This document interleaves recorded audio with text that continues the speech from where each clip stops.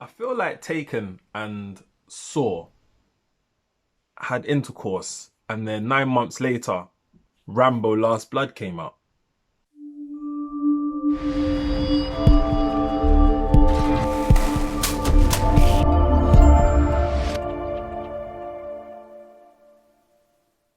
What's happening, people? Welcome to another episode of Filmy Thoughts. Before we get started, please press that subscribe button, like videos, and leave a comment. Let me know your thoughts. Today, we're going to talk about Rambo Last Blood. I have two confessions to make. Confession number one, I know I'm late. It came out probably a month ago. I was bored one day this week. I wasn't planning to watch it. Got home a bit early and I saw there was a showing on for a film I hadn't seen. So I thought, let me go and watch it. Confession number two is this is the first and only Rambo I have ever seen. Yeah, I said it. I said it. Yeah. So those are my confessions. Now let's get down to business. This film was weird. I feel to say it's a light-hearted watch, but it's not. Because there's a lot of blood, there is a lot of violence, a lot of unnecessary killing, and a lot of overkill. And that's kind of why I thought it was all right. It was all right. It passed time. There was no real concentration that was required for this film. And yeah, it worked. It worked. There's a couple things that I just have to question. I really don't get why they even came out with this film. I think Rambo came out in the 1980s slash 90s, so 20 odd years ago. Why are you releasing the last one? Why is it needed? And I'll tell you why it's needed. To make money. It's a money spinner, right? People are going to watch it, especially if you watch the first ones. You're going to watch it. It's probably a nice retirement fund for Mr. Stallone. The ending was crazy. I found it funny because when the whoa, sorry. So when the film ended, the credits consisted of screenshots and photos of the original Rambo. It was like a farewell ceremony. It was bizarre. It was so bizarre. Um, but yeah, anyway, it's crazy. Just to give you a synopsis on this film, it's very straightforward. It is so straightforward, a bit too straightforward. Basically, Mr. Stallone, aka Rambo, is retired. He's living on this massive estate, a farm. He likes to ride horses with his niece, who he has parental control over. His niece manages to find out where her father is and wants answers. She wants to know why her dad left her, right? She wants to know why her dad hasn't tried to reach out to her in 18 years. She needs answers. Fairly so. Rambo says, nah, nah, nah, nah. Allow it. Allow it. You don't need to go down there. That's your past. Let's focus on your future. She's not hearing that though. Obviously, she's young. She's naive. She don't really want to hear that. So she goes to Mexico to find her father. She finds her father. Her father straight up tells her, I don't give a sorry. Oof, oof. Profanities there. You've got children that might be watching. I don't care about you.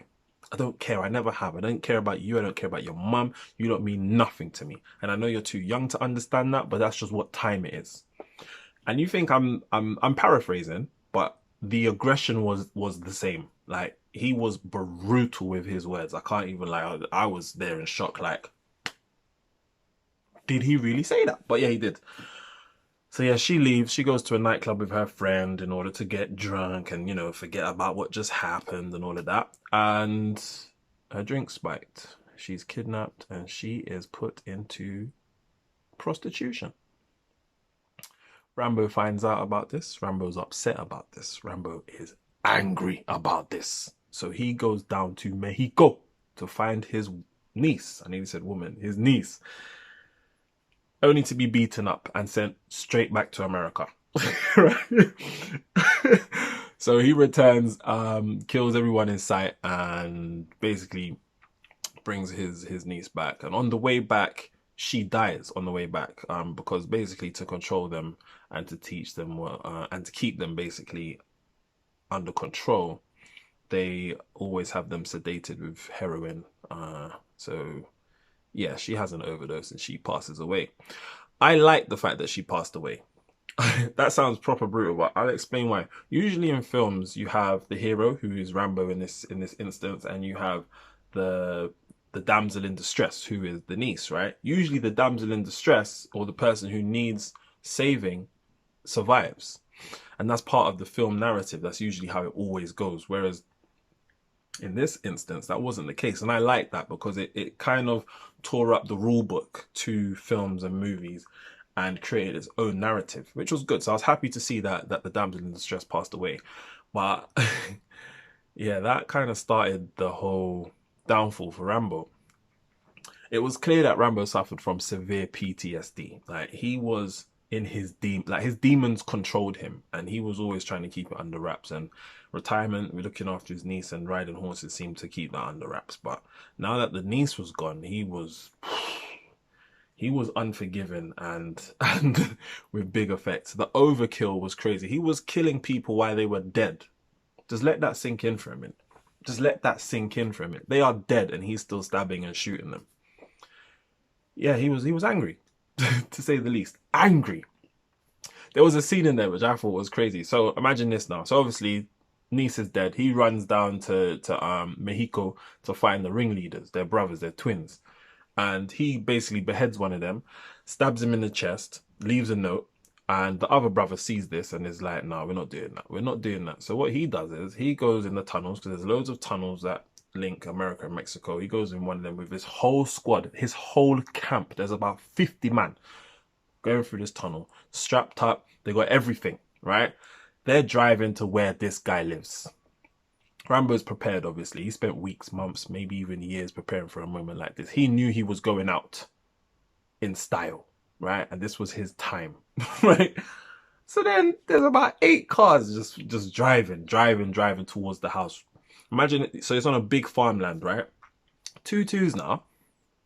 One of the cars just blows up while they're driving, just blows up. And then this massive wall of fire basically surrounds the whole farm while they're driving towards it. At no point does the brother say, hold on. We didn't prepare for this. We need to step back and really think about this. We need to stay outside of this ring of fire and fling some rockets over there or something to just basically level the whole playing field. No, they didn't think like that. They were still like, no, we're still going in. We're still going in. And that was when I was like, this is just a wild film, because no one in their right mind is going to step foot in a ring of fire. I know he's ruled by vengeance, but there is something in your mind that would say, we're coming to really try and do something to this man, and he is very well prepared here. We need to really think about this. But yeah, I thought it was a right film. Something you have in the background. It's an 18 film, so don't let these kids watch it, because it genuinely is one of the goriest horror films I've ever watched. Rambo literally on screen carves a man's chest open and takes out his heart on screen. No joke. So yeah, it's very, very gory.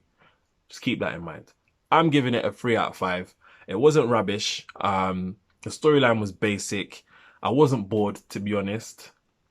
And it was just interesting. And it wasn't a long film either. It didn't drag on. It just got straight to the point. I want to see my dad. I got kidnapped. I've died from an overdose. My uncle's gonna kill everybody. The end. That was it. So yeah.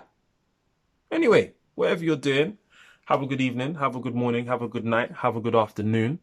Let me know your thoughts if you've seen the film. And on to the next one. Take care.